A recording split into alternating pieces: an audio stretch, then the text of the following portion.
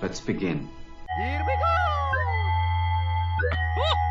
Hi, everybody! Start the insanity. You are not worried, are you? Me? No. Well, we're waiting. Hello, and welcome to Super Media All-Stars. We are a weekly podcast, and tonight we are talking about movies. I'm your host, John Harris, and tonight I'm joined by three other All-Stars. The first one being Jake Boston. Length times diameter plus weight over girth divided by angle of the tip squared, okay? When we are talking about penis size, we can't just use a tape measure. We need a scale and a protractor as well. We have Anthony Borich. You're kidding. No, I'm dead serious. Yeah? I want to file an HR complaint against Conway. On what grounds? He touched my penis with his penis. Wow. Wow. Yeah, he just came up to me and was like, "Bleep." And returning guest star, Andy Guild. John, I don't feel so good. I can't believe we both had penis ones. I know. I had that set up. Andy dropped the ball. I had mine set up too. You guys didn't tell me that we were supposed to have a dick thing We set up. didn't know. We didn't know either. Okay, well, next time loop me on these dicks. We've had some classy intros recently. We got a great episode tonight. We're going to be going over our summer wagers of 2018. We'll go a little bit more detail on that in a little bit. But first, guys, how are we doing? Good. I'm glad that we don't have any movie reviews for a little bit, just because it's nice to breathe. It's nice to not do homework for this show. I can just come in and talk with you guys. We have a 2-week span before. This is like the calm before the storm. Yeah. Because there'll be a couple movies that will be hitting up here pretty soon. What have you guys been watching lately? I've been waiting over a month to talk about shit I've been watching. Easy now. Easy now. I could go into everything that I've watched, but I won't. Let's do your top. Top how many? Let's do 3. Okay, let's see here. Let me look. While you do that, who's on the Westworld train right now? You know, I've drug my feet. I want to start it, but I just haven't pulled the trigger yet. I just got HBO back. Yeah. So I'm catching up on season 1 before I start season 2 because I like to marathon through these type of shows. And right now the second season's only 2 episodes in. Yeah, So but I'm gonna take my time. So none of you guys have seen any Westworld, really? What? I've seen half of season 1. Oh man, it's so good. so you're all caught up. I'm gonna wait till the first half of this season's done to watch binge them all at once because I hate the cliffhangers they give you, especially with Game of Thrones and HBO shows like that. Yep. But Yeah. season 1 is really excellent, and it starts to really mess with your mind near the end. And they really set up. They almost didn't need a season 2 because it ends so satisfyingly, but the fact that they're doing season 2, they're going to start doing some interesting stuff with some of the things they leave you with at the end of season 1. There's so many different worlds they can go to. Yeah, they reveal a samurai world at the end of season 1, just casually. They don't even Spoiler really. alert. Well, I mean, it's not really. It doesn't really play into the plot yet, but they just kind of casually run through samurai world. You're like, so how many worlds are there? You're still not really sure. Yeah, I have no idea what's going on in that show, so Yep. I'll catch up Say that eventually. I do either. You need to catch up. I would just binge it. Just take some time and just binge it. It's amazing. All right, Jake, let's hear these bad boys. I'm gonna go over the movies that I've seen in theaters since we've talked last. Yeah, sure. And that's 7 movies. I'll go really fast through all of them though. Nice. I saw Blockers. Did I talk about that yet? John Cena. Yeah. Blockers, I gave a 3 out of 5. It's okay. I wanted it to be way better because I've heard people talk, hype it up, oh, this is better than average. And it's just Superbad was for guys, Blockers is for girls. I saw Truth or Dare with Kevin. That's sick. I gave that a 1 out of 5. Right now, that's the worst movie of the year so far. That's That's the lowest you've ever given. I call that isn't it? It's bad. I call that the Snapchat movie because it looks like a Snapchat filter. Yeah, I gave the Hurricane Heist a 1.5. So that says something. Wow. Yeah, at least the Hurricane Heist had a good first 5 minutes. Truth or Dare has no good minutes in it at all. It's a fucking snore. Yikes. It's awful. I saw Super Troopers 2. Was that funny? I liked it. What's your rating? I gave it a 3. Oh. Do you I'll see like it. the original Super Troopers? It's been forever since I've seen it. I do. I saw it years after I probably should have, and I didn't really care for it that much. So I don't really care to see this I think new it's one. funny. I like it. It was good, and it didn't reference the first movie too much. It did a couple times, but it tells its own story. Good. And I like that. The jokes were funnier than I thought they'd be. I thought because Club Dread or Broken Lizard movies have been horrible as of late. I love Club Dread. No, everything up until Beer Fest, like Beer Fest was good, and everything before then was good, but everything after that was horrible. Yeah. That wasn't great. One more that I'll say that I've seen is the Andre the Giant biopic. Andre the Giant biopic was solid, but I wanted more of his life, like outside of WWE, and like the majority of it was WWE wrestling stuff. WWE makes a whole bunch of documentaries all the time, and this is on par with those. And they're all really good. I love those. This is HBO, so I was thinking it's going to be a little bit better, but it's on the same page, 3.5 stars. I knew a lot of the stuff going in, but somebody that didn't know a lot, I'm guessing, would like this. They talk a lot about the Princess Bride too, which is nice. Like they brought back the entire cast from Princess Bride to talk about this. Oh, really? That's cool. Yeah. And I don't know if Andy wants to go next so we can talk about Rampage. Oh, yeah, I saw it. So I'll give 3 things quickly. Rampage, yeah, I saw it. The first 2 acts are pretty boring and bad. There's some goofy stuff, but it's fun, just a little boring. And then the third act is it's Rampage. Super fun. Yeah, it's like a lot everything of fun in the city of Chicago is amazing. Yeah, when they're having like the monster fights, they're about as satisfying as you expected. They're on par with like the Godzilla monster fights, which they're probably better than the Godzilla. I liked monster it better fights. than the Godzilla monster fights because the Godzilla monster fights showed nothing, and it was like 10 minutes maybe. And I'll be a big man here and admit that it's better than the end of Pacific Rim Uprising, which was a movie I was touting. I forgot I saw that movie too. That's a fucking horrible movie. Yeah, nobody see it. I was telling these guys, I'm really into Pacific Rim, and I went and saw it, and I was saying it was amazing, but I was lying. It's bad. It's Pacific Rim Uprising, I gave a 2 out of 5, and the only reason I did it that high was because of the third act. The third act of that movie was enjoyable. Yeah, but Rampage is better in its third act for sure. And then I saw Infinity War, of course. Let's hear what's your rating on that, because we didn't have you on for that one. I believe I gave it a 4 or a 3.5. I don't think it's not better than Civil War. You gave it a 4 on Cold Brews? Cold Brews? Yeah. I don't think I talked about it on. Oh, maybe I did. I give it an 8 because it's a 4 out of 5. You gave it a 4 It's out of 10 on our podcast, but I liked it. A lot of people are saying it has no plot, which is wrong if you look at it in the eyes of like Thanos is the protagonist, because everything kind of hinges on whether or not he succeeds, and you're seeing it through the eyes of the antagonist technically. I think they did that on purpose because they kind of had to. So I disagree with anyone who says there's no plot. Yeah, solid 4 movie. I mean, probably my 3rd or 4th favorite Marvel movie. Yeah. And then on Netflix, I've been watching this. Have you guys heard of Wild Country? I'm halfway through it. I fucking love it. It's so bizarre. I fucking am in love with this show. And I had never heard of this happening before. There was a religious cult that moved from India, and they had a bunch of like hippies in this cult in like the 70s, and they bought a bunch of land in Oregon, and they like plowed this land, and they made a city out in Oregon, like in the boundaries of another small city, and they had enough people in the cult that they could bully all the local voters and get rights and get a mayor. And see, I don't even want to tell anybody anything about this, because if you know nothing like I did, it takes you for a fucking ride. Like I'm 3.5 episodes in, and there have been at least 8 twists that I did not see coming at all. There's a lot of weird twists, and as like I was watching it with my girlfriend Sarah, and she like turns to me like, "How have I never heard of this? Like, I know this event. It's so bizarre, and it's huge. It's like a huge thing that happened." I think we're just young enough to not hear anything about this, because this happened in like 80s. I think it ended in like 91, something like that. So I don't want to say anything else about it either. It's not really a spoiler to say that one of the main characters, they interview her in modern day. I was shocked she was like alive after some of the stuff they were doing. If this was a character in an actual movie, I would feel like there's no way, like this person is not like relatable at all. Like this can't be a real person. It's bizarre. The choices she makes and the things she did are so bizarre. They're unbelievable, but it's all true. So I highly recommend Wild Country. It's on Netflix. Yep. It's great.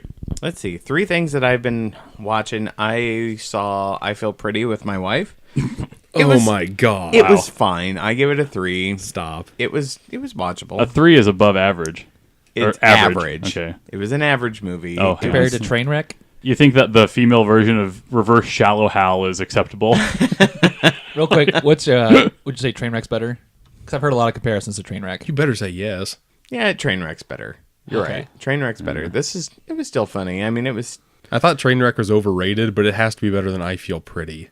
I mean, for fuck's sake. Yeah. It was fine. My wife wanted to see it. One so- more question: should Amy Schumer's career die? It should. Okay, that's all I wanted She to should know. be done. Yeah. Last please. summer was Snatched. This summer Oh is my I Feel God. Pretty. That was better. I will not watch Snatched. And then I heard her Netflix special was like torn apart. Like cringy, I'm sure. cringy special. I'm sure. I couldn't I watch am it. not promoting Amy Schumer right Yeah. now. She's known for like stealing from other comics. Yeah. So yeah, I can only imagine. Watching a lot of just random stuff on TV. Speaking of random things on TV, this will come at no surprise that I watched Clue twice because it was on TV. Clue is one of my The old favorite. movie.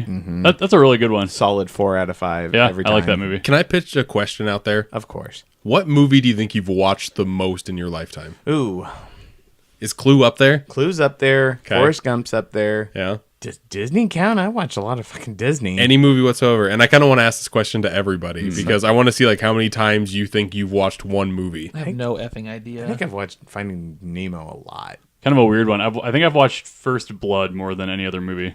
Like the original Really? Rambo First Blood movie. Yeah, because I've it's only seen it once. it's really good. It's a great. Well, I also in high school I did an AP Lit. I read the First Blood book and I was doing a report on it about like the themes in it or whatever. So I watched the movie a few times to get ready for that because I liked the movie anyway.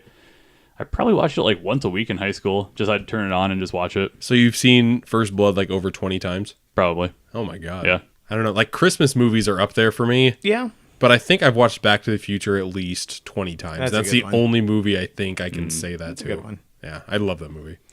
I can just remember one summer. I feel like I watched The Patriot with Brent every other day, Brent loves The Patriot. I know, it's weird. and That would be his movie. Yeah. and I feel like I watched it at least every other day during the summer is probably 30 times. Oh my God. The Patriot. The Patriot. That's the weirdest one actually. I've never heard anybody have that much love for the Patriot. I'm not saying I love it. I'm just saying I've seen it. And Brent loves it. Yeah. I thought about the last thing I've watched and finally caught up with was Brooklyn Nine-Nine. It's a nice. good show. It's funny. I'm caught up until this present season. I saw Sunday's episode, so I'm completely caught up. It's funny. I can't believe it took me that long to get into it. It's a really solid show. It was solid. It's I funny. mean, it's from the guy who made The Office and Parks and Rec, so Yeah. what do you I expect? love Parks and Rec. I'm probably the most boring input here. I'm just now getting to season 9 of The Office, so I'm about to wrap that up. Ooh. Other than that, I saw Avengers again with Anthony. So Yep. Haven't you been watching some Star Trek films with your lady friend? I did watch one more episode of Star Trek Discovery. Oh, you're watching the TV show, not the movies. Yeah. Oh, okay. Which I'm still in the beginning episodes of that show. I've been told that it gets better, but I'm still kind of holding on for that moment. Is it boring as somebody who because it's an older show, right? No, it's a No, brand. It's a brand new Star Trek show. Oh, that show. Yeah. CBS All Access. Yeah, I didn't want to get into that. No. 'cause Nobody it should. didn't look good. The older Star Treks I've heard are boring unless you can get into them. That's what she said too. You should watch those probably. She wants me to. Instead People of love the Sasha. Next Generation. Yeah. I don't get Star Trek at all. Besides like J.J. Abrams movies, and I'm just like an okay fan of that. I know so. that when you hear people talk about Star Trek, there's a collection of episodes that people reference as being like all-time classics just because they have like really good like sci-fi tropes in them or they exemplify certain storylines you can do. So I kind of want to get into the old ones. I had an old girlfriend that was trying to get me into Battlestar Galactica and Doctor Who. I'm like, no fucking way. in Two hell. red flags. Yeah, there's no way I'm gonna sit and watch like 50 years of shit with you. Well, we've had that discussion about daunting series to even attempt to get into. Doctor Who has to be the worst. The Doctor There's Who so many fandom is really terrible. Yeah.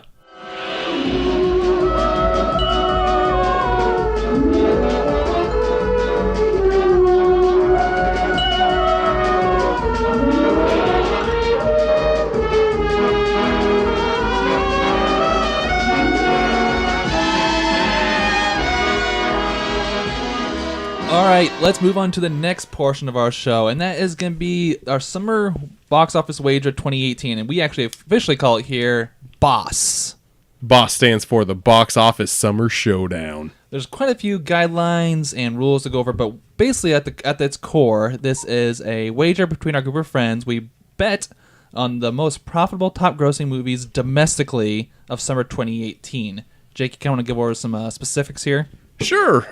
We try to pick in order what we think will be the top 10 grossing movies in between the first weekend of May and up until the Monday of Labor Day.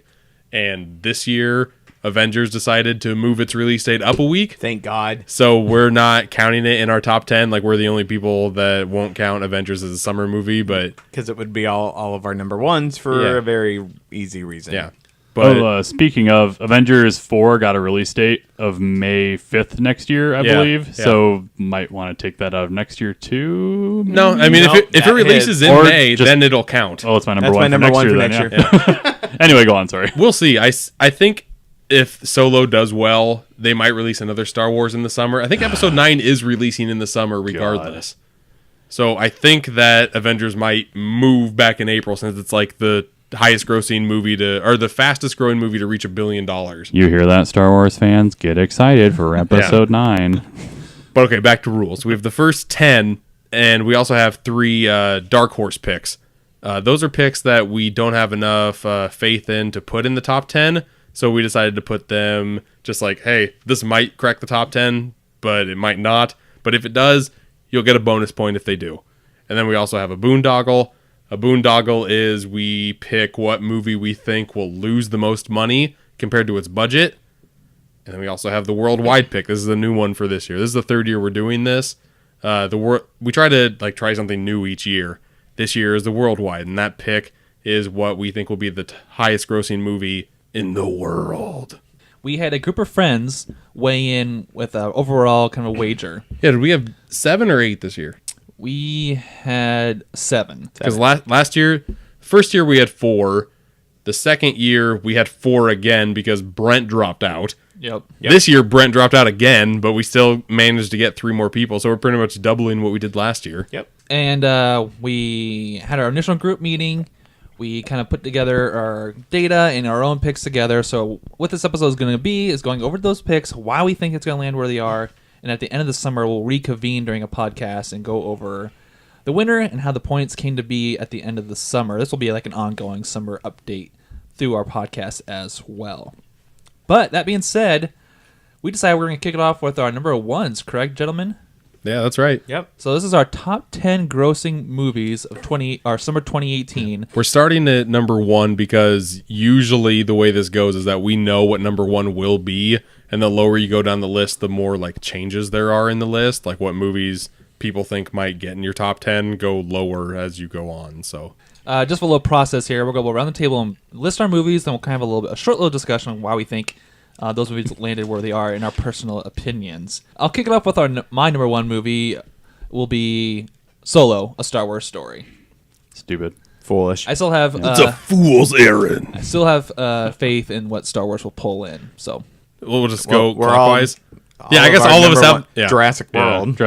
Jurassic World Fallen Kingdom. I think there's no chance in hell that Solo will beat Jurassic World. There's no way. Did you guys make just an estimate on how much money do you think these will pull in? You know, I almost did. I put this one at $450 million because I was comparing it to how The Force Awakens brought Star Wars back, Jurassic World brought Jurassic Park back, and then the second one had a 1/3 drop. So I just kind of guessed the same for I think that's this a fair one. guess. Sure. And I think with recent sequel trends, though, I bet this drops to like 350, 325. That could No also way. be true. And the trailers, I think the trailers look bad. no, I was with you until this last trailer. I didn't like the last trailer. The final trailer gave me more story, I guess, which I really don't want except for this movie because the first Jurassic World I did not like at all. So I needed something to get me to the theater.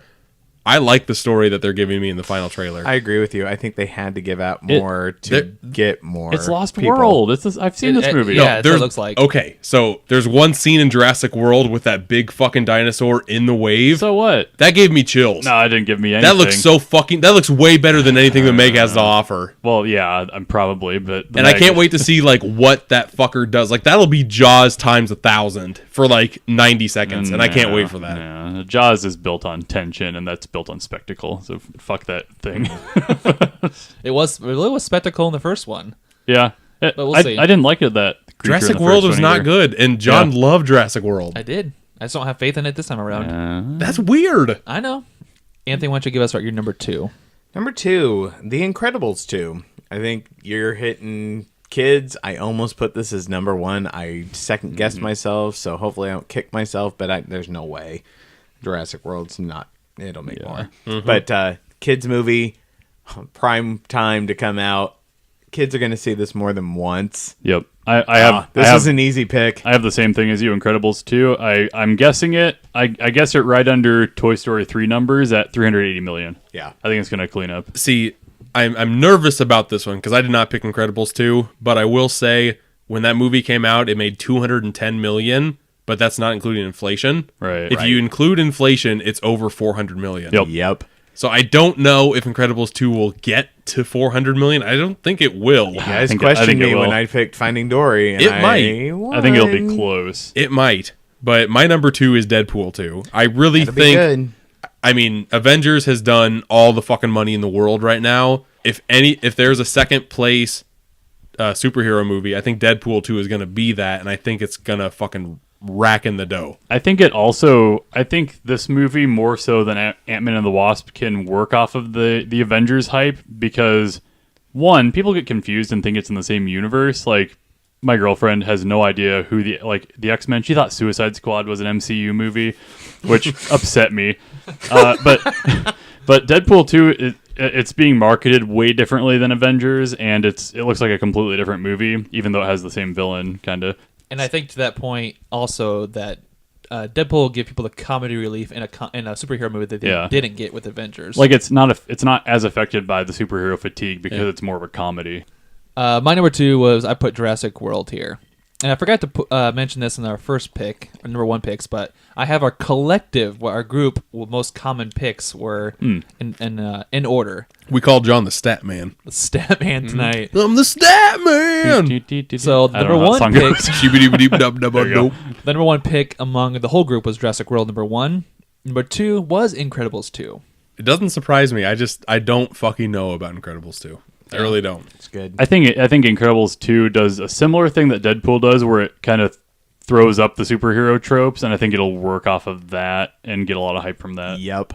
Andy, why don't you give us your number 3? Yeah, number 3. This is where I put Solo. I have it projected at 350 million, and to do that, same thing with Jurassic World. I took the drop between Force Awakens and Last Jedi. I applied it to the Rogue One sales, which were 500 million, I believe, and I just put it out at 350. I also think that this movie looks bad, and I don't think the marketing has done this any justice, and it's one of those movies that has a lot of like leaks from production that sounds bad too. That's the thing, though. Like, us doing a movie podcast know about the pre-production. Yeah, most leaks. people don't know that. That's a true. lot of people don't know. A lot of people are like, oh, Star Wars movie. Here's my money. Let me watch you for 2 hours. Yeah, Suicide Squad. Weren't they going to meet Captain America? I actually have some stats about what supposedly the masses do with movies prior to release. Okay. So we'll have that discussion. Okay, yeah, bring that at the end. Fucking tease, please John. please do. Jake, what was your number 3? I'm going Solo. Solo. Going Solo.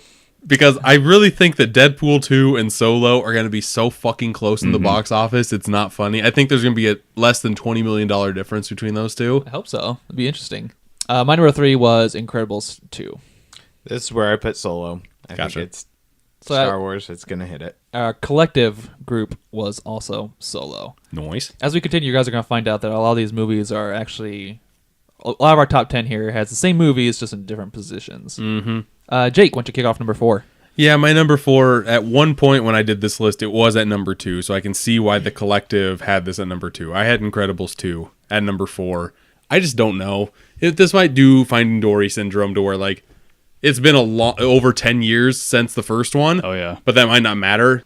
Kids that watch the first one now have kids, so they'll just fucking bring their gaggle of groups in with them, gaggle of families. So. Yep. I feel like the trailers we've seen have been catering to the people who watched the old Incredibles. Yep. I feel like Toy Story 3 did a similar thing, and that movie cleaned up too. Like that It movie did. wasn't really geared. Toy Story is a completely different beast, though. I think I was comparing it to Toy Story when I started it out because I think there's a lot of because it's the same thing, a cherished franchise going back. This will do in between Finding Dory and Cars. Yep. I'm with you. Yeah. I'm with you. This will also be the McDonald's toy. So No, there you go. My number 4 was Deadpool 2. that was my number 4 as well as Deadpool 2. So Deadpool 2.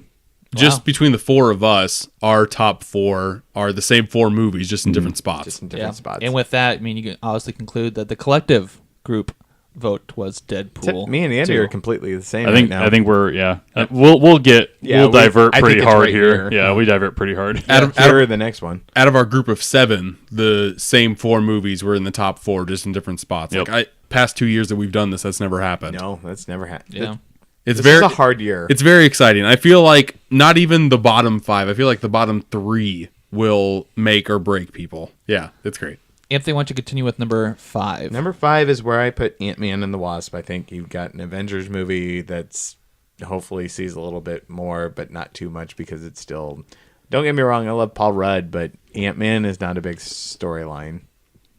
As Andy? much as people want it to be. I had Ant-Man there. They came out with the last trailer, and I had to bump it down in favor of Mission Impossible Fallout, which I think will do very well because we haven't had a pure action movie in a while. And that's not like connected to the MCU or whatever, so I think this will do really well. Yeah. I also had Mission Impossible Fallout because the 5th one that came out, Mission Impossible Rogue Nation, made $195 million. It came out around the same time as when this one's coming out, July 27th. I feel like this movie has a month plus to make all of its money. I think it's going to do 200 million plus, and I don't think any other movie is going to make that type of money, so... Yeah, I had it right at 200 million too. Yeah. My number 5 was Mission Impossible Fallout as well. That being said, though, the collective went with Ant-Man. So The other 3 people went with Ant-Man. So Andy, why don't you go ahead and kick off number 6? All right, number 6, this is where I put Ant-Man and the Wasp because I downgraded it, like I said. I think it's going to... I have it statted out at 190 million. I think it does a little better than Ant-Man, the original, because now people are familiar with the character. And I gave it a little woman boost. Like the whole the badass woman aspect, I think, gives it a little bit of a boost in the box office because people look for that, and I think it kind of takes the wind out of the sails of Ocean's 8, which we'll talk about later. I didn't even think about that. Yeah. See, in the trailer, none of the jokes worked for me, and Evangeline Lilly was one of the worst parts in the first Ant-Man. She's so hot. But she is hot, and now really she's hot. in a skin-tight suit, so who knows? Perfect. I'll see it a few times. Yeah. My number 6 is Ant-Man and the Wasp, but I don't think it'll crack 200 million. It might just because of Infinity War, and that's fucking bullshit. My number 6 was also Ant-Man. This is where I had Mission Impossible. Yeah, we all just flip-flopped. Yep. All right, let's have Jake kick off number 7. Okay, number 7. This is where the fun begins. Yeah, this is where craziness happens. Usually there's 2 kids movies that hit the top 10, and this is where my second kids movie comes into play. This is the first movie in the series that's actually coming out in the summer. It's Hotel Transylvania 3 Summer Vacation. Because the first 2 movies are very good. The second movie, Hotel Transylvania 2, made, like, I think opening weekend $75 million in September, which is nuts. So I feel like if it comes out in late July, it'll clean up. It'll take Incredibles 2 money away from it all throughout August. I think it's got a chance to make some good money. Number 7, I actually had Ocean's 8. I have faith that this movie will pull in a good crowd. I kind of stood on a soapbox for a second about this because I think that and Allie, who is doing this with us, she was kind of had the same opinion where I don't think that female audiences respond well to an all-female reboot of an established franchise. And I find it a little insulting almost. How many times has that happened? I can only think of Ghostbusters. Ghostbusters, they keep talking about it, I think is why I think it's so prevalent, because they keep talking about, like, we're going to reboot Predator with women. And we're it's gonna also reboot... happening with that spy movie with Mila Kunis. And, the weird spy movie. The Spy Who Dumped Me? Yeah. Yeah. So I don't think that people like these movies. I do have Ocean's 8 in my top. It'll be lower, but I don't think it works. Every trailer that I've seen for Ocean's 8, I have liked, and I like Ocean's 11, the series as a whole. So I think this movie's got a shot. It's just a shot in the dark right now, so I have no idea what it's going to make. Anthony, what was your number 7? That's where I agree with Jake. I think it's Hotel Transylvania 3. Okay. Andy? Let me take you guys back to 1991. Oh, wow. A little movie called Hook came out about an aging Stop. This is where you put Christopher Robin. about an aging Peter Pan returning to Neverland to wrap up the loose ends he left there when his children are kidnapped. Now, that was the number 6 movie of that year, raking in only about $2 million. But that was back when movies were not a huge thing. Trailers weren't enormous. These movies weren't raking in Jurassic World money. Now, Did you say $2 million? yep. my God. That was the number 6 movie of that year. The number 6 with inflation, gangbusters. $20 million. 2018, August. A movie comes out about an aging Christopher Robin at a job he doesn't like, doing things he doesn't want to do. Winnie the Pooh is back with meeting his old friend in a little movie called Christopher Robin. $120 million. What? Opening weekend? Not opening weekend, but I think by the end of the summer, $120 million. That's your number 7 is That's my number- $120 million? There's a huge drop off after Ant-Man. The way I was Not looking that at these. big. Oh, there's a big one. Not that big. And you'll see this before this movie comes out. The ad campaign for this is going to be fucking enormous. No, it's not. This is going to be the big live action movie that Disney pushes on you to bring your kids to and to get nostalgic on. I got shit on by literally everyone at the table. All six other participants of this movie contest shit on me for about 10 minutes when I told them that I thought Christopher Robin was the number 7 movie that would make $120 million last night. Did you watch the first trailer? Yeah.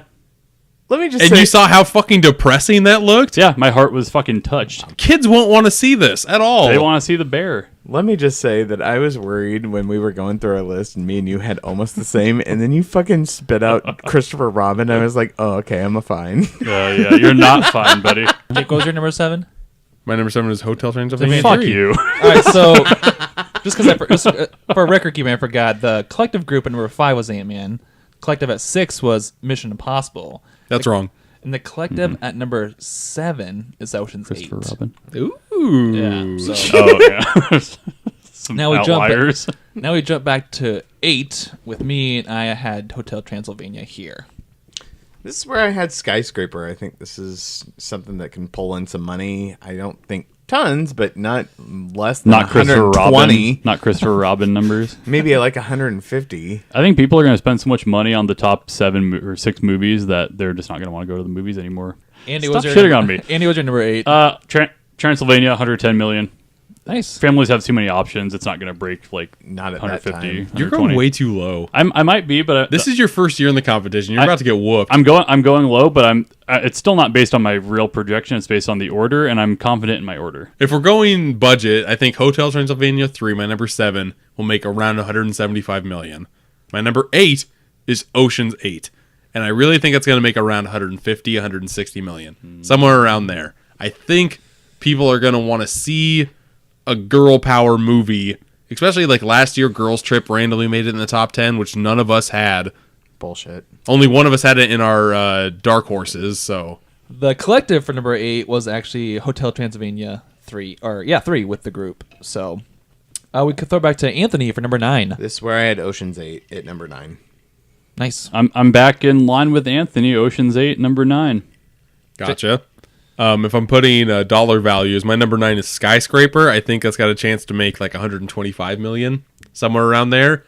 When San Andreas came out, that made it to like number 7 of that year. Did it really? Yeah. Oh, that movie sucked. So I think Skyscraper's got a chance to make money, but this year has a lot of heavy hitters, so I think it'll only make number 9. But I'm really hoping that number 1, the movie is on par with San Andreas, and that people will go see it. My number 9 was Skyscraper as well. My logic, there is a crowd for just flat out action, not really thought out movies, and that's what Skyscraper is going to be, I think. And our collective for number 9 was also Skyscraper. Good. So the group is in consensus. And Andy, will you top us out at number 10? All right, number 10, which is one of the more important slots and probably one of the hardest to predict. Can I stop you for a second? Oh, yeah, please. Okay, the way we break this down is number 1 and number 10. If you hit those right, those are 13 points, and that's the highest amount of points you can make in all of this. Also, and the hardest one to guess. Yeah. I'm putting the first Purge. Now, it has a bad release day, but I think it has legs because it's a weird kind of like genre horror movie, and the Purge movies have been doing progressively more money each time they come out. This one has a lot of marketing that plays on current day politics. I think that helps it or possibly kills it. I think this will make like 100 million, maybe more. None of the Purge movies have made 100 million. I think this will do the best out of all of them. Just the marketing I've seen, and the newest trailer revealed some of the plot that I think will be big. So I have this at my number 10, first Purge. I'm fairly confident in it. I'm fairly confident the first Purge will be on the top 10. I have seen all 3 Purge movies, and the third Purge movie is by far the worst.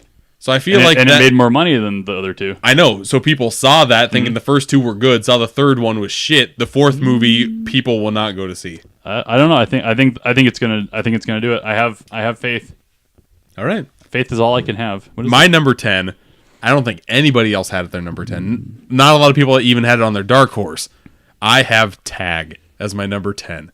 And I don't know if this is going to do well at all, but I always have a comedy in my top 10.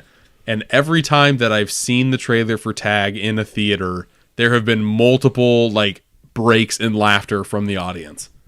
What audience have you been? Yeah. We saw Tag together. Nobody laughed. The Infinity War. It had an Infinity War trailer, didn't it? Saw Infinity War, saw in Rampage, saw in one other movie. And every time I've seen it, people have fucking laughed. The first time I saw it, I laughed 3 or 4 times. I think it would do better with an August release. I think it's in too much traffic where it is. It'll probably not make the top 10. I just have a little faith in it, and some random ass movie always makes it in number 10.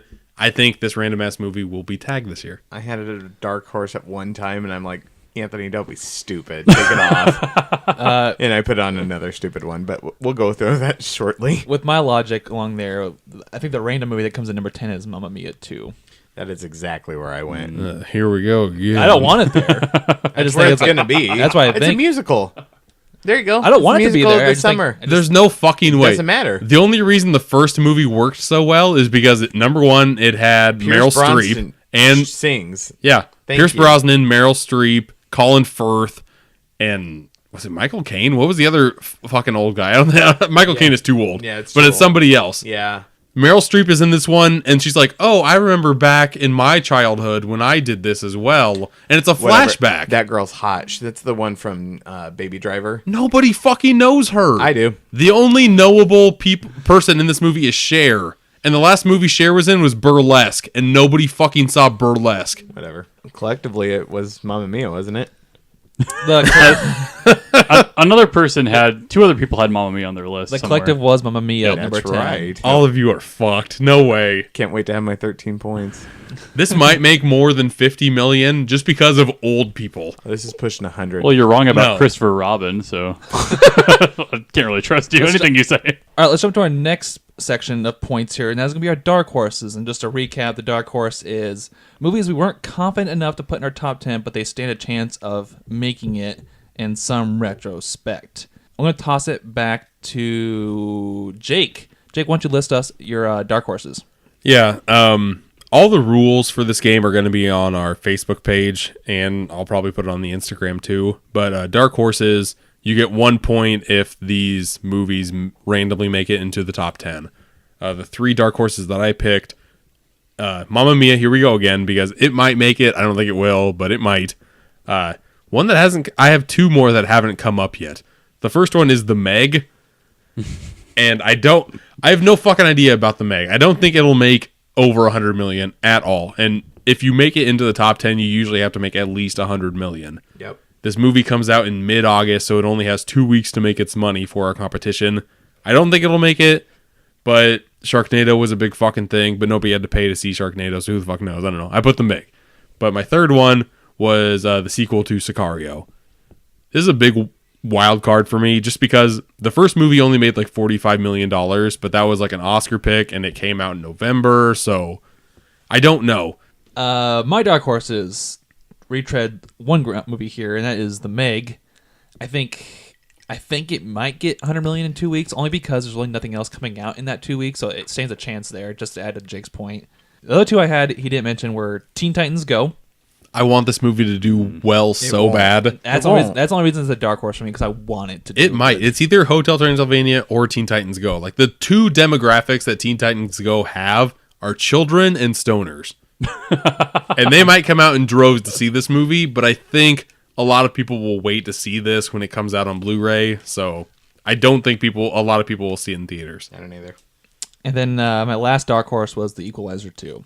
Ooh. Could stand a chance. I don't know if remotely it does, but that's what the dark horse is, if it stands a chance. Yep. I think the first Equalizer opening weekend made quite a bit of money. I think like 60 million, somewhere around there. In a different climate of movies. Yeah, but still. Yeah. Some old people want to see an old Denzel Washington holding a gun, shooting people that need to die. Yeah, that's pretty much what The Equalizer is. So. Yeah, so we'll see. Old people might go out to see Mamma Mia, or they might see Equalizer. Who the fuck knows? This is where I had Equalizer 2 as well. I'm kind of with Andy. I put the first Purge in Dark Horse just in case. I also went with Andy for some stupid fucking reason Here to we put go. Christopher Robin. Why would you do that? I don't Because know. he's gonna get a point. There's no way in hell. This I so hope is not worth a point, but if I make it on the If you- board with if you this get the point, point with it, you'll I'm be taking happy. you to a steak dinner. Does Yeah. Does anybody Thank you. have a Appreciate release that. date on Christopher Robin? Because I think it comes out in August. I like my steak medium rare. Just throw that out. This there. movie stands no chance. I'm sorry. Andy, what was your dark horses? Okay, so I have two movies we have not talked about. I've got Mamma Mia 2 because I originally had this on my top 10, and then I got too nervous that I couldn't do it. You had to And put I Christopher put Robin Christopher there. Robin there. Yeah. Okay, so the first movie I'll talk about is Uncle Drew, the Kerry Irving Shaq old man makeup movie, because and my logic was that those stupid Tyler Perry movies do a ton of business. I don't know why so many people go to them. I think this might be controversial. I think Marvel has mobilized the black audience to see movies. And Uncle Drew, the trailer starts off in a barbershop. This is clearly like a Tyler Perry-ish movie. Ian, do you know what I mean when I say that? I do. Or a barbershop type movie. Yeah, I mean, yeah, Ice Cube. more literally. If this movie had Ice Cube in it, I might rethink it. Oh no, This movie has Shaq. Shaq though. No movie that has starred Shaq has made over 100 million. It's And it's not going to start with Uncle fucking Drew. I don't know, but This movie is based off a Nike commercial. Go fuck off, Andy. it is. I know. The other movie I'm more excited to talk about, The Happy Time Murders. Yes. I really hope this one breaks the top 10. I hope it gets high up there because the concept is amazing. It's a murder mystery Jim Henson puppet movie. We haven't seen anything about it really besides concept art and some casting rumors and news. As of this recording, there's been no trailer. Yep. But a trailer has been shown at CinemaCon. Yeah. And I've heard nothing but positive things about that. And those the newer two Muppet movies did well, and they were pretty mature movies if I remember properly. This movie is rated R, and I've heard this movie has a sex scene that rivals Team America. Good. Oh Yeah. my god, yeah. And I can't wait to see it. And probably done more realistically too. I mean, looking at like the feel of the movie seems like kind of Who Framed Roger Rabbit, like film noir, kind of dark. And I really hope they go for that. I bet this has a limited release and it's rated R. That's dangerous. Limited That's a release would dangerous be game. bad. Yeah. I hope it gets a wider release. That's also one of the movies I'm most excited for this summer. The collective among the dark horses was pretty tough. The Meg was definitely the top one. Equalizer 2, and because there's like a 4-way split between Christopher Robin, Teen Titans, High five. Equalizer 2, and I think the last one that was random was Two People Had Sicario. Damn right. Yeah. So the dark horses were kind of weird among the collectives. Just Dark horses are always weird. They are weird. That's the It's point. only worth almost. a point. Yeah. Yeah. All right. Our next category for the wager is the boondoggle. And the boondoggle, the subject here is movies always have a production budget, and sometimes movies don't make enough money to meet that budget. So the wager here is if the movie doesn't make its movie back or make its money back, how much did it lose? The bet is here which movie loses the most money, and we're gonna toss it back to me to kick off the boondoggle. This one, it's not a very popular movie right now, but it's called Hotel Artemis. Is what I picked. This is like a hotel movie. It has a lot of action. We watched the trailer for last night. Didn't actually show too much of that. No. But the early projections for this movie are looking at a $150 million budget. I don't see that yet. There's no way. But Like, we watched this trailer last night. It looked like Dread, and Dread didn't have a big budget at all. yeah, so unless the projections are wrong, but there's no trends for this movie. Nobody's even heard about it. Yeah. It comes out this summer. I don't think it remotely pulls in a crowd. You might be right, though. If it comes out limited release and it only makes $5 million, and let's say the budget is like $80 million, you might be right. Yeah, who knows? So I think it looks good. I kind of want to see it. It does look pretty good. I won't save it. No, I don't think a lot of people will know it, and I think that this movie will get super, super limited release because that's just what it looks like. It looks interesting, but boring, kind of. It stars Jodie Batista's Foster. in it. That's not a good sign. An aging Jodie Foster. Yeah. If this came out on Netflix, I'd watch it day one. Yeah, same here. But going out to a theater, I don't know. I also like when you said that movie was your boondoggle and then showed us the trailer, I kind of just submitted to the idea that you're probably going to win the boondoggle. You might be the winner here, John. Yeah, I don't know. Well, just wait such and a good see. pick. So I went the Meg on this one. It's got a huge budget, and I think it's going to shit the bed. I've got Action Point. I don't think it has that big of a budget, but I don't think anyone's going to see this freaking movie. It looks terrible. I think it'll at least make $20 million, and I feel like the budget might be 40. I thought the budget was higher just because they have a little bit of star power and they have to build these big sets for it. What and star power are you talking about? Johnny Knoxville? Yeah, Johnny Knoxville. He's a big star. You think he requires $10 million a picture? I'm just not sure. I think the biggest thing to consider is the sets they have to build and the ramps and the stunts they have to do. So this movie has Knoxville, and Insurance. it's got Chris Pontius too. So I'm guessing this is produced by Dick House. Yeah, Probably. And if that's the case, okay. Knoxville took no money whatsoever. He took like back points. We'll see. We'll see. Yeah, we'll see. I also picked the Meg just because it is projected to have a $150 million budget. The collective among the group for the boondoggle was the Meg. Well, yeah. The Meg only has 2 weeks to make its money for our competition. I don't think it'll even make $50 million. And I don't know if Jason Statham can carry a movie. I don't either. And I saw the first trailer just hoping that it was good, but it looks really fucking bad. Like half the movie, it seems, is in like this underwater colony. It looks fucking like Jason X bad. Deep Blue Sea, dude. That's a good movie. Looks so stupid. Was terrible in Spy. Jason Statham isn't that great unless he's in an action movie. He's got to be with a big name to like help boost him. Vin Diesel. No, that's the thing. If he's Big in name. if this is his starring vehicle, he's fucked. It's not good. He's fucked, bud. Yeah. All right, for our last section here is the worldwide pick, and that's basically the movie that makes the most internationally, not just domestically with the rest of our picks. Anthony, why don't you kick off worldwide? This was a pretty easy pick. Was Jurassic World: The Fallen Kingdom. It's not only going to do well here, it's going to do well across the seas, and it's going to hit probably $1 billion. Yeah, I feel like this was between Jurassic World and Solo, and people overseas audiences don't seem to like Star Wars as much as we do over here because we're stupid. Yeah. So you went with Jurassic World? I went with Jurassic World. Oh yeah. Yeah. That's where I ended too. Dinosaurs, just clean up across the seas, man. People love dinosaurs. I think America will like dinosaurs again, but for sure there's an international audience for Jurassic World. Make America dinosaurs again. Right? Yeah. I mean, the first Jurassic World made close to $2 billion worldwide. I think this one is by far the biggest worldwide release ever. So, if we're not counting Infinity War, which we're not. So, yeah. Jurassic is definitely number one. So that was our top picks for top 10 grossing films, our Dark Horses, Boondoggle, and Worldwide.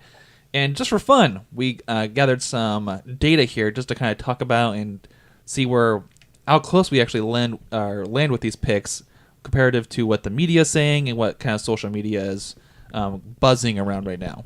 How we went about this was I collected some data on what's trending right now on Twitter, Facebook, and all your major social media outlets as of today, May 4th. Here's the top 10 trending movies. The disclaimer here being, in particular the movies, most movie press comes to 4 weeks prior to release. So some of these movies are at a disadvantage because they're later in the summer, obviously. The movie number 1 trending right now is Deadpool 2. Number 2 is Incredibles 2. Number 3 is Ant-Man. Number 4 is Mission Impossible. And number 5 is Jurassic World. Ooh, that's weird. Even worse, at number 6 is Solo. Everyone hates it. I'm telling you, everyone's going to hate that movie. And I don't know if you guys have heard about this movie, but coming in at number 7 on social media trends is Under the Silver Lake. You guys ever heard about this movie? No, but is it a horror movie? Under the about Silver Lake. werewolves? It kind of sounds a little familiar. It'll be a limited release. Number 8 was a movie called Tully with Charlize Theron. Oh, That looks yeah. good. Directed by Jason Reitman and halfway written by Diablo Cody, like the team behind Juno. That'll be your Allie and feel Justin good. the only ones Yeah. that had that on their list. Yeah, I'm they excited put it for pretty it. high. They put it at 10. It's not going to make any money. Yeah. Number 9 was Ocean's 8. And number 10 was Hereditary, that scary movie with, That one we had somebody pick that as a dark horse, I believe, one in our group, but didn't make the overall consensus. I think that was another Allie and Justin pick. Yeah. And the last stats we have here is YouTube views as far as trailers. Oh boy. UTP. YouTube actually has shown correlation to movie sales, basically how many times people have viewed these trailers, and it actually correlates to trends because people will watch trailers 4 weeks prior to a movie's release. So it's all interconnected among the interwebs. Number 1 with 50 million views right now is Jurassic World. Number 2 is Deadpool 2 at 32 million. My number 2, bud. Yep. Number 3 is Incredibles 2 with 24 million. Oh, no. That's good because kids watch YouTube, kids watch the Deadpool trailer, and they can't go to the movie. Yep. Number 4 at 21 million was Mission Impossible. Yeah. Oh, yeah. That's Bring it high. on. Number 5 and 6 is Christopher tied. Robin. Was 14 million. Was Ant-Man and Skyscraper. Oh. Tied at 14 You million. goddamn right. The Skyscraper trailer has memes in it. People are like pulling out of it, like him jumping. People are like trying to calculate where he's going to land online. Have you seen this? So I think that might be why it has some views because the poster shows him like he's going to die in the poster, and then they're trying to see if the trailer lines up to him being possibly dead. Yeah, I like that. How many stories does he fall between that jump? They said he should just die, but if he like, there was one where they have an updraft that like launches him from the fire underneath. He's only got one leg, too. Yeah. So you got to count that variable. Oh god. At number at 12 million, a disappointing Solo at 12 million. Pretty low for Yes. Solo. Kill it. 11 million is Ocean's 8. Also at 11 million is Transylvania 3. And at 10 million, at number 10 is Sicario. The statistics came from the production companies like Universal and yeah. Fox. But yeah, that was just for fun. There's some stats where to see where things land. A lot of fun. All right, so a couple questions for you guys. Sure. How we wrap up this section. How you feeling about your list after kind of discussing with everybody? I don't know. Number 2 through 4 are really going to fuck people over, and I don't know how they're going to land yet. This has been the hardest, like, 1 through 5 I've ever done in, like, the 3 years was we've tough. done it. Yeah. As somebody coming in for the first time, never playing before, never really paying attention to budgets of films or how they do in the box office before, I feel very confident, you guys. I feel pretty good with mine, honestly. I wanted to have fun with it. And but we have the same when list.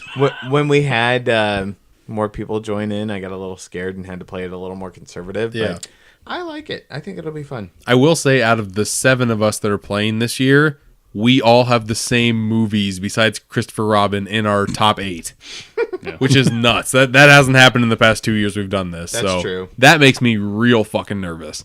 What's your actually favorite movie you're looking forward to? You doesn't have to be on your list, but maybe just in general for summer 2018. I've mentioned the Happy Time Murders. We'll have to wait for a trailer, but for now, that's my number 1 most anticipated. But also Deadpool 2, I think is going to be great. My number 1 most anticipated movie comes out on my birthday, and it's Mission Impossible Fallout. I've loved Mission Impossible 3, 4, and 5. They've like consistently gotten better. This one is from the same director as 5. I'm so fucking pumped. This trailer, Can't wait. The trailer actually was really good for this movie. Yeah. I will give you that. And from CinemaCon, they did say like the best stunt that Tom Cruise has ever done is in this movie, and it hasn't been shown in the trailer yet. Oh, that's it good. involves like skydiving. Nice. Skydiving at like a certain time and day to where like you can only shoot it in between 10 minutes. Like it's between like dusk and like nighttime or dawn and nighttime. That's cool. I would say The Incredibles 2, just to play off my Disney love, and Pixar's keep hitting it out of the park with anything that they touch. Sure. And then Deadpool 2. I'm excited for Jurassic World. I just love dinosaurs. Okay, buddy. Sorry. Other than that, just kind of overall thoughts for summer 2018. I kind of mentioned this last night, but like, there's nothing that really says, man, this is gonna be a great summer for movies. Like, for me, The Avengers was the highlight. Mm-hmm. Yep. See, That's already passed. I think that's the highlight for everybody, but I think this summer has better movies than what came out last summer. I don't know. Numbers 1 through 5, I'm very excited to see. Last year, I couldn't say the same.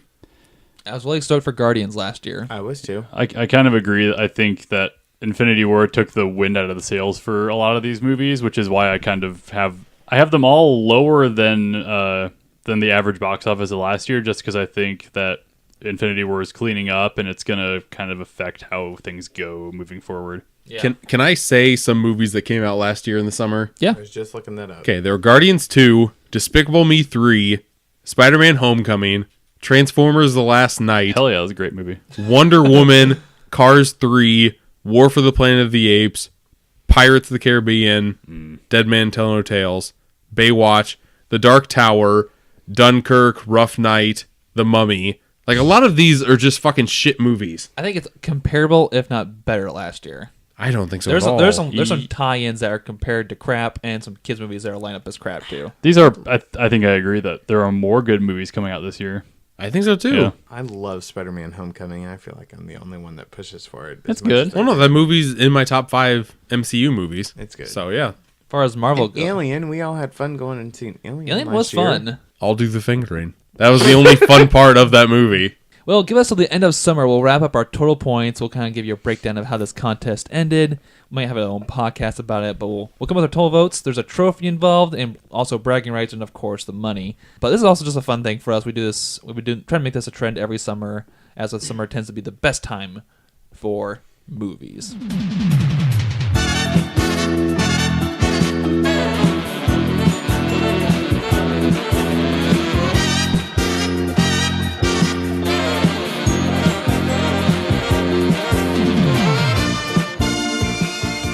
It's time to get to the final portion of our show, and we have Andy Gill returning with the Metacritic Trivia. It's time.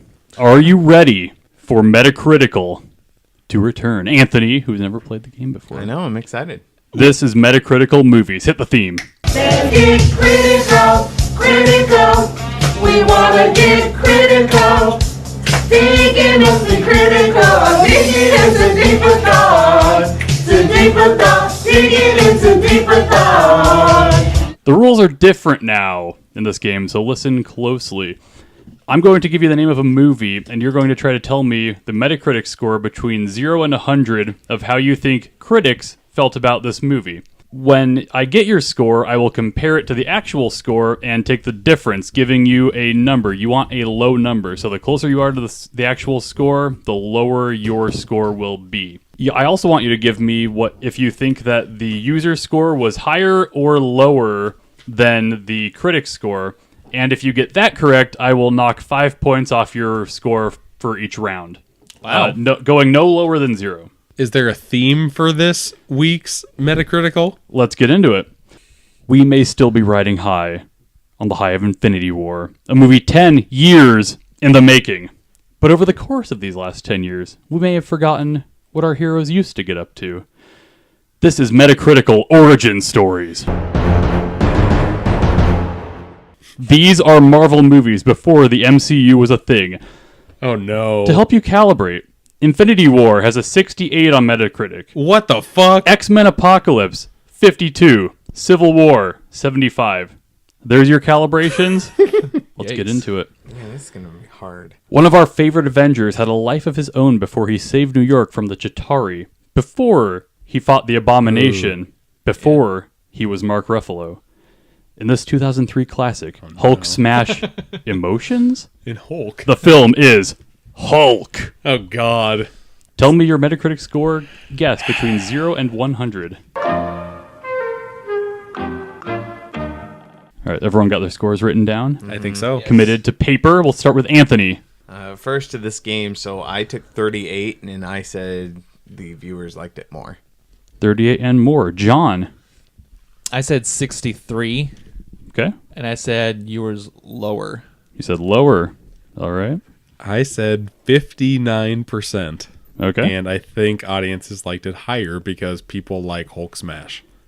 The actual Metacritic score for 2003's Hulk, 54. Nice. The user score, 51. Critical, critical. After the first round, John takes an early lead with 4 points. He was 9 off, but he's the only one who had faith in the audience hating this movie.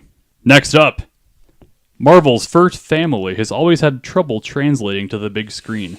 On the heels of the tepid Fantastic Four came another family outing, introducing the mainstream to one of Marvel's iconic anti-heroes. The film is Fantastic Four: The Rise of the Silver Surfer, 2007. We're committed? All right, let's start with John this time. I had the critic score at 72. Okay. But users lower. Users lower? All right, Jake? I had the number at 69, bro. 69, bro. And I think audiences liked it more just because Silver Surfer. All right, Anthony? I'm not playing this right. I had it at 52 and more. 52 and more? Okay. You might be right. The actual Metacritic score for Fantastic Four: Rise of the Silver Surfer, 45, and the users liked it more. All right. Wow. I thought they liked a little bit. I thought they liked Silver Surfer more than the first one, but I didn't think it would be that low. I didn't look up the thing for the first one, so I'm not really sure. Critical, critical. After the second round, Jake has taken the lead with 24 points. In the second place, Anthony with 28, and John just shit the bed and went up to 31 points after an early lead. Oh no. That's not a huge deficit. Yeah, I know, I'm trying to make it more dramatic. For you, John. How many rounds are there? There are 2 more. Ooh. Next up, not all pre-MCU Marvel movies are bad. Sometimes they get the pacing, story, action, emotional beats, subplot, characters, conflict, action, directing, tone, soundtrack, dialogue, and script all just right. I'm talking, of course, about Spider-Man 2, 2004. That's right. That's right. All right, let's start with Jake this time. I really don't know about this. I know that people fucking love this movie. I don't know if critics were super in love with it. I think they were. Okay. I'm going super high on this. I'm going 92%. Okay. And I think audiences liked it more, like 94, 95%. All right, Anthony, what do you got? 78, and I think they liked it more.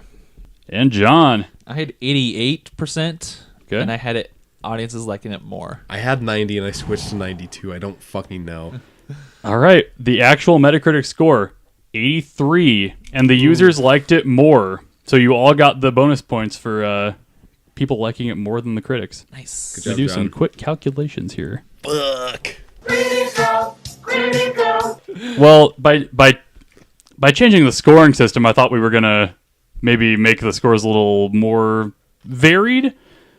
We're in a dead heat right now. Oh, God. Anthony and Jake are tied for the lead with 28 points. Oh, God. John is not trailing behind that far with 31. I hate this. So I love it. this fourth round is going to determine who wins Metacritic movies. I've got clammy palms right now. Are you ready? Yes.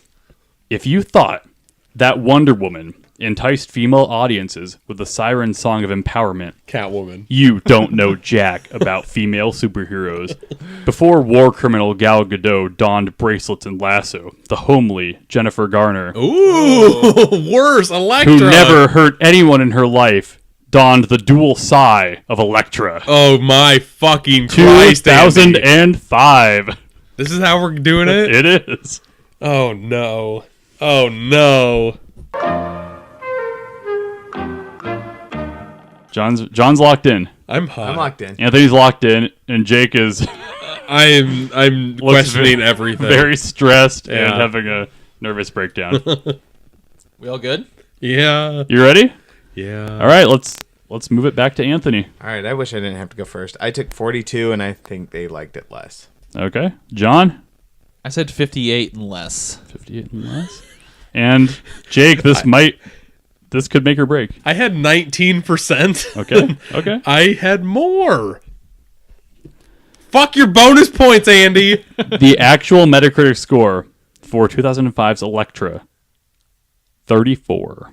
Ooh. The users liked it more. So Jake does get the bonus points. Nice. Let's see how this all I'm still fucked. Anthony ends. won. Anthony won. Maybe. God damn it.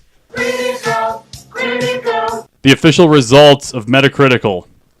In third place, John Harris with 55 points. You ruined yourself on Elektra. That's all right. You thought it was a little better than it is. Yeah.